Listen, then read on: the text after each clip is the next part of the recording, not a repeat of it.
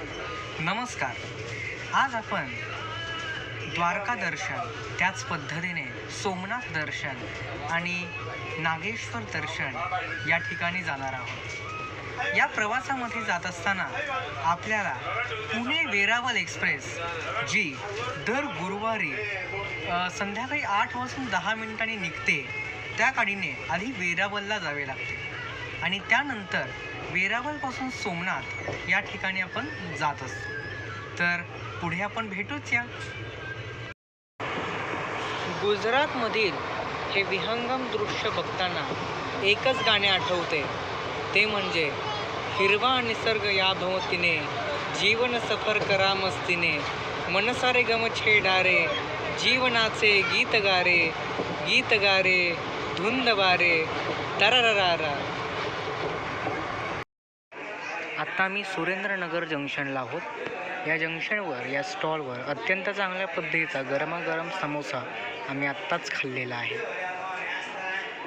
गुजरातमधील Surendranagar junction.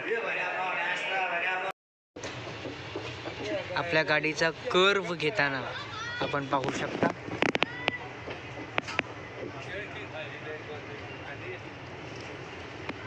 Wankaner junction. अत्यंत सुंदर असं दृश्य.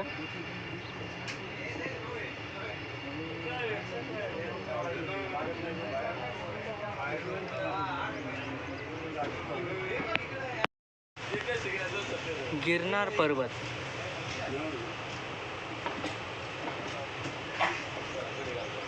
Junagadh railway station junction.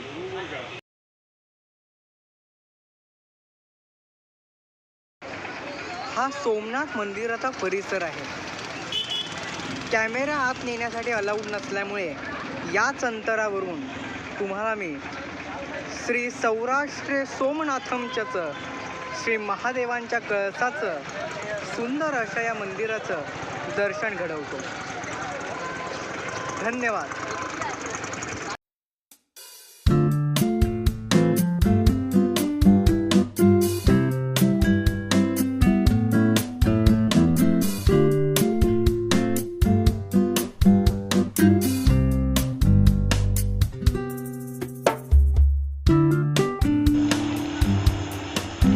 Somnath Okha express.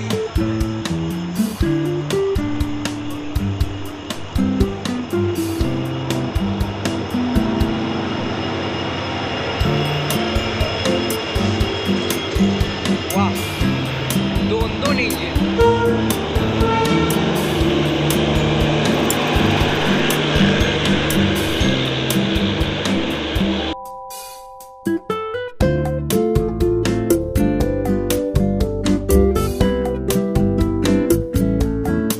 आज आपले द्वारकाधीशाचे दर्शन पूर्ण झालेले आहे आणि साक्षात एक परमानंद असा चेहऱ्यावर तुम्हाला, माझ्या चेहऱ्यावर तुम्हाला दिसत असेलच.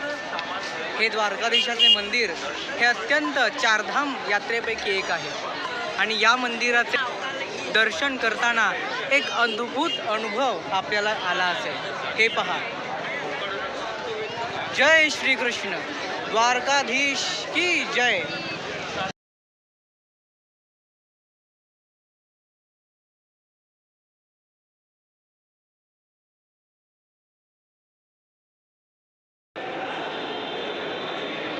इथे तुम्हाला नागेश्वर ज्योतिर्लिंगाचे दर्शन होत असेल.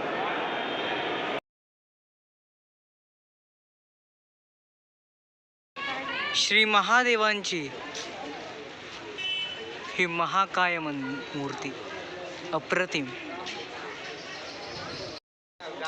आपण पाहू शकतो की द्वारकेमध्ये साक्षात ज्याचा पीस द्वारकाधीश परिधान करतात, त्या मोराचे दर्शन आपल्याला आज होत आहे. खरोखरच एका अर्थाने द्वारकाधीश स्वतः आपल्याला भेटण्यास आलेले आहेत असेच मला वाटते.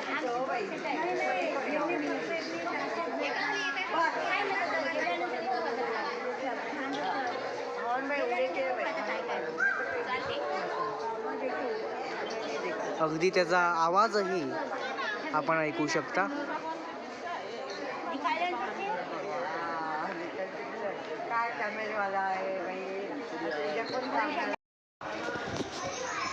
तर मंडळी, अशा पद्धतीने चारधामपैकी आपले पहिले धाम द्वारकाधाम पूर्ण झालेले आहे. त्याच पद्धतीने नागेश्वर ज्योतिर्लिंग आणि सोमनाथ ज्योतिर्लिंग अशा पद्धतीने आपल्या गुजरात दर्शनाची ट्रिप ही सध्या तरी इथेच थांबलेली आहे. भविष्यात आम्ही गुजरातमध्ये पुन्हा एकदा अनेक गोष्टी फिरण्यासाठी निश्चितपणे येऊ. परंतु जी 12 ज्योतिर्लिंगांमधली ही ट्रिप होती आणि चारधाममधली जी ट्रिप होती ती आत्ता सफल संपूर्ण झाली आहे असं मला वाटतं. त्याच पद्धतीने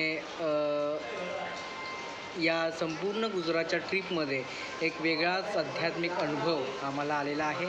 आणि द्वारकेमध्येही अनेक ठिकाणं आहेत, जसं की रुक्मिणी मंदिर, नागेश्वर ज्योतिर्लिंग, त्याच पद्धतीने बेट द्वारका, त्या सर्व गोष्टीसुद्धा तुम्ही इथे पाहू शकता. आणि चला तर मग भेटूया पुन्हा एकदा. अशा पद्धतीने मंडळी आपली 12 ज्योतिर्लिंगांपैकी 6 ज्योतिर्लिंग कंप्लीट झालेली आहे. उदाहरणार्थ महाराष्ट्रातील त्र्यंबकेश्वर, भीमाशंकर, परळी वैजनाथ आणि कृष्णेश्वर. आणि आता द्वारकेमधले साक्षात श्री सोमनाथ आणि नागेश्वर. सो या अशा पद्धतीने पुढील 6 ज्योतिर्लिंगांचे दर्शनही आपण याच चॅनलवर पाहू शकता. थोडी प्रतीक्षा करा. हळूहळू आपण सर्व ज्योतिर्लिंगांकडे दर्शनासाठी जाणार आहोत. अर्थात आपण दर्शनासाठी जात नाही, तर साक्षात श्री महादेव आपल्याला दर्शनासाठी बोलवतात.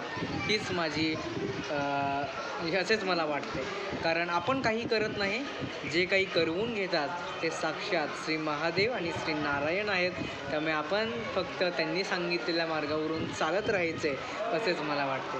आपण मम्मीला विचारूयात की कशा पद्धतीने ही ट्रिप वाटली. छान झाली. अतिशय छान दर्शन झालेलं तुम्हाला वाटलं. बन्सीलाल द्वारकाधीशाचं दर्शन मंदिर हे अत्यंत उत्तम होतं. आणि रेखीव वाकीव सोमनाथाचं मंदिर तर इतकं सुंदर होतं की त्यामध्ये अत्यंत वेगवेगळ्या प्रकारचं नक्षीकाम असो. लाटांचा आवाज हा मंदिराच्या बाहेर आल्यावर येतो, पण मंदिरात असा लाटांचा आवाज येत नाही. हे इथलं रहस्य आहे. आणि ठीक आहे, तर मग भेटूया पुन्हा एकदा अशाच एका ट्रिपमध्ये. आता आम्ही इथून सुरत आणि सुरतवरून पुणे पुन्हा एकदा आपल्या स्थळी जाणार आहोत. तोपर्यंत सगळ्यांना नमस्कार.